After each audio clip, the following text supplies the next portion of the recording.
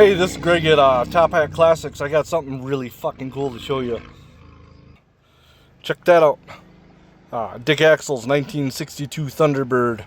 Carcraft, 1964 July. What is that? It's not Dick Axle's, but it's close. Jim Davis out of Frogtown, St. Paul. 1963. Dick Axle's was a 1962. I just picked it up from Jim Davis's, I guess it would be nephew-in-law, Bud,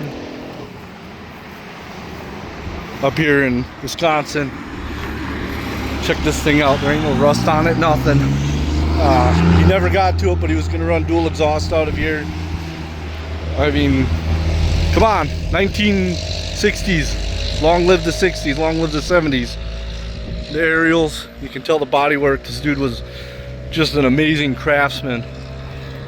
I got one of these. It's got a little 390 in it. That's the battery cover tray.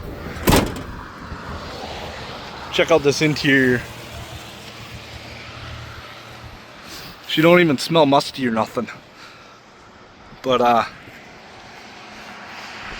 yeah. So 1963 T Bird. She drove out of the garage. Gonna be coming up for sale soon. If you want it, make an offer. 390 ran. Does have a brake pull, I know that. Gonna need a little mechanical restoration, but she ain't got no rust, rot, Bondo. She's all lead. Jim Davis drove around in the city's old body man, and this is how he got his job. They didn't have resumes back there. He showed his work here. Asymmetrical 60s Barris Kustoms, did Dick Axles.